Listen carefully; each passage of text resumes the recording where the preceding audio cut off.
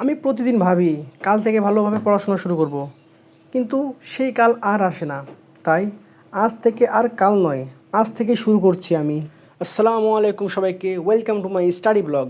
আমি এইচএসসি 2027-এর একজন স্টুডেন্ট। আজ থেকে আমি আপনাদের সাথে শেয়ার করব আমার পড়াশোনার জার্নিটা। আমি জানি সব দিন পারফেক্ট হবে না, কখনো বেশি পড়বো, কখনো হয়তোবা কম পড়বো, কিন্তু চেষ্টা করব প্রতিদিন একটু একটু করে। কিন্তু আমি আমার পড়ার জার্নিটা আজকে থেকে শুরু করছি। তো আজকে আমি অনেক সকাল সকাল ঘুম থেকে উঠে গেছি এবং টার্গেট নিয়েছি যে আজকে আইসিটি, বাংলা এবং ইংলিশে 3টি। তো আমি আমার প্ল্যান করার পর আমি ভাবলাম যে সকালে নাস্তাটার সঙ্গে সঙ্গে খেয়ে নিই, নয়তো পরে ক্ষুধা লাগবে এবং পড়তে ইচ্ছা করবে না। আর একবার যদি পড়তে ইচ্ছা না করে, পরবর্তীতে মনোযোগ আসা খুব কঠিন হয়ে যায়।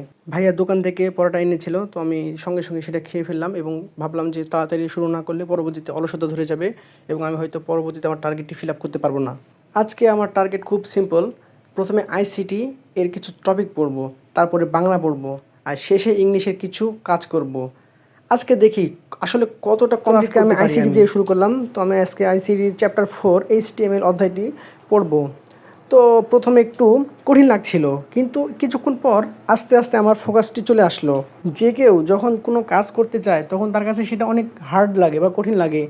যদি সে আস্তে আস্তে এটি করতে লাগে তাহলে কাজটি তার কাছে অনেক সহজ হয়ে যায় আর কাজটি করতে তার অনেক ভালো লাগে। তো আমাদের কলেজে ইয়ার ফাইনাল পরীক্ষা ছিল, তো আলহামদুলিল্লাহ সব বিষয়ে পাশ করেছি। এখন শুধু আমাদের রেজাল্টটা দিবে।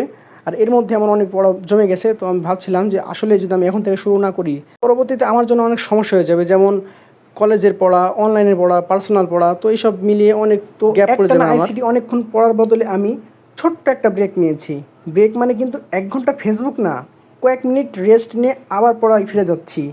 একটানা এতক্ষণ পড়া ঠিক না, কারণ মাঝে যদি ব্রেক না থাকে তাহলে মস্তিষ্ক ঠিক মতো কাজ করতে পারে না। তো এর জন্য আমি মাঝে একটু ব্রেক নিলাম, যাতে আমি আমার মাইন্ডটা ফ্রেশ করে আবার নতুনভাবে পড়াশোনায় ফিরে আসতে পারি। তো একটানা পড়ার কারণে আমারও একটু ভালো লাগছিল না, যার কারণে একটু ব্রেক আমার অবশ্যই প্রয়োজন ছিল। তো ব্রেকের মাঝে আমি একটু জিকে পড়েছিলাম। তো এরপর আমি জিকেটা রেখে পানি খাবো, কারণ গলাটা একদম শুকিয়ে গিয়েছিল আমার। তো পানি খাওয়ার মাঝে আমি ভাবলাম আসলে বসে থেকে লাভ নেই, আমার অনলাইন ক্লাসের পিডিএফগুলো দেখলে তো আমার একটু উপকার হবে। তো এইসব দেখার পরে আমি আবারও প্রথমে শুরু করলাম HTML এর প্রশ্ন দিয়ে। তো আজকে আমাদের কলেজে খেলা ছিল, তো আমি বিকেলবেলা একটু খেলা দেখতে গিয়েছিলাম, কারণ একটু খেলাধুলা দেখলে মনটা ফ্রেশ থাকে। তো খেলাটি শেষ হওয়ার সঙ্গে সঙ্গে আমি বাসায় ফিরে এসেছি, কারণ আমার টার্গেট ছিল যে আজকে যেভাবেই হোক আমার 3টি সাবজেক্ট কমপ্লিট করতে হবে। কমপ্লিট না করতে পারলেও কিছুটা তো ইমপ্রুভ করতে পারবো আমি। তো খেলা দেখে আস্তে আস্তে প্রায় সন্ধ্যা লেগে গিয়েছিল, যার কারণে আমি ভাবলাম যে আজানের পরে আমি পড়তে বসবো। তো ইতিমধ্যে আজানটি দিয়ে দিয়েছে, আর বাইরের দৃশ্যটি অনেক সুন্দর লাগছিল। আজানের পর সন্ধ্যের সময় এই জিনিসটা আমার অনেক সুন্দর লাগে দেখতে। সেই ছোটোবেলায় আজানের সঙ্গে সঙ্গে আমরা পড়তে বসতাম। আজানের পর এবার আমি বাংলা নিয়ে বসেছি। আজকে পুরো চ্যাপ্টার শেষ করার চেষ্টা করছি না, আমি ছোট্ট ছোট্ট টার্গেট নিয়ে এগোচ্ছি আমি, কারণ আমার মনে হয় প্রতিদিন 1% ইমপ্রুভমেন্ট ও শেষ পর্যন্ত অনেক বড় ডিফারেন্স তৈরি করতে পারে। তো আমি বাংলা গদ্য দিয়ে শুরু করলাম। আমি কবি পরিচিতি, পাঠ পরিচিতি এবং এগুলো রিডিং পড়ছিলাম, কারণ এগুলো তো মেন আমার, কারণ এগুলো জানা থাকলে গল্পটা অটোমেটিক আমার আয়ত্তে চলে আসে। অবশ্য মূল গল্পটি পড়া সবচেয়ে গুরুত্বপূর্ণ। তো পড়ার মাঝখানে আমি গুরুত্বপূর্ণ লাইনগুলি আন্ডারলাইন করছিলাম, যাতে সহজে আমি ইম্পর্টেন্স লাইনগুলো দেখতে পাই। তো মাঝে মাঝে আমার ঘুম পাচ্ছিল, কিন্তু আমি চেষ্টা করছিলাম আমার পড়াটা কমপ্লিট করতে, কারণ আমি টার্গেট নিয়েছি যদি এটা কমপ্লিট করতে না পারি তো আমার কাছে অনেক খারাপ লাগবে জিনিসটি। প্রত্যেকজন ছাত্রছাত্রী চায় তারা নিয়মিত পড়াশোনা করতে, কিন্তু তাদের অলসতার কারণে তারা এটা করে উঠতে পারে না। অবশ্য আমিও এটি করে উঠতে পারি না, কিন্তু চেষ্টা করি এই জিনিসটি কাটিয়ে ওঠার। তো বাংলা পড়াটা প্রায় শেষ। তো এটা শেষ করার পরে আমি একটু ব্রেক নিলাম। তো ব্রেক নেওয়ার মাঝে আমি ভাবলাম যে আসলে আমার এখন থামা উচিত না, থামলে আমার অলসতা বেড়ে যাবে। তো এই সুযোগে আমি ইংলিশ ক্লাসটা শুরু করে দিলাম অনলাইনে। অনলাইন ক্লাসের একটা সুবিধা কি, যখন মন চায় তখন ক্লাসটি করা যায় এবং গুরুত্বপূর্ণ নোটগুলো আমরা PDF আকারে পেয়ে যাই। তো সহজ টপিক দিয়ে শুরু করব, আর্টিকেল। আমি জানি আর্টিকেল সবার কাছে সহজ লাগে, অনেকে এটি পারে না, কিন্তু আর্টিকেল অনেক সহজ একটি টপিক। তো খাতায় মার্জিন টানার পর আমি শুরু করে দিলাম অনলাইন ক্লাস শিখোতে। তো আমার শিখো কোর্স নেওয়া আছে, তো আমি শিখোতে ক্লাস করি মূলত। তো ক্লাসটি অনেক আগে আমার করা ছিল, তো আজকে আমি শুধু নোটগুলো করব।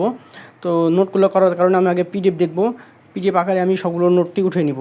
আর কি বলবো, আমার হাতের লেখা একদম পচা। আপনারা দেখলে বুঝতে পারবেন যে আমার লেখাটা কতটা পচা। তবে আমি চেষ্টা করি আমার হাতের লেখাটা সুন্দর করতে, কিন্তু একটা সমস্যা হয় কি, কোনো লেখা আমার ছোট হয়, আবার কোনো লেখা বড় হয়ে যায়, যার কারণে আমার লেখাটা স্পষ্ট বোঝা যায় না। তো লেখার কারণে আমার পরীক্ষায় সেরকম ভালো মার্ক আসে না। তো আমি চেষ্টা করি প্রতিনিয়ত লেখাটা সুন্দর করতে, ইনশাল্লাহ সেটা আমি পারবো। চেষ্টা করলে আসলে সবই সম্ভব। তো আমি প্রায় নোটগুলো অনেক করে ফেলেছি। তো নোটগুলো করার পরে আমি ভাবলাম যে আরেকটু দেখি নোটগুলো। তো নোটগুলো করার পর আমি শুধু দেখছিলাম ক্লাসগুলো, আর PDF আকারে যেগুলো ছিল সেগুলো আমি দেখলাম। তো আলহামদুলিল্লাহ আমার টার্গেটটি আমি আজকে কমপ্লিট করতে পেরেছি। জানি না কতটুকু কমপ্লিট করতে পেরেছি, তবে আমি চেষ্টা করেছি আমার মতো আমি এটি কমপ্লিট করার। তো আজকের পড়া এখানেই শেষ করছি। সব টার্গেট হয়তো পুরোপুরি কমপ্লিট করতে পারিনি আমি, কিন্তু একটা জিনিস আমার ভালো লেগেছে, আজকে অন্তত শুরু করেছি আমি। আর আমার কাছে সবচেয়ে ইম্পর্টেন্ট ব্যাপার হলো কনসিস্টেন্সি। তো আমি পড়াগুলো আবার রিভিশন দিচ্ছিলাম, যেগুলো আমি পড়েছি, তো সেগুলো রিভিশন দেওয়ার মাঝে আমি আবারও কিছু লাইন পেলাম, তো সেগুলো আমি আবার আন্ডারলাইন করলাম। তো এটা ছিল আমার রোড টু এইচএসসি 2027 ডে 1। আমি জানি সামনে অনেক দিনের জার্নি। তো আশা করবো আপনারা সবাই আমার এই জার্নিটাতে আমার সঙ্গে থাকবেন।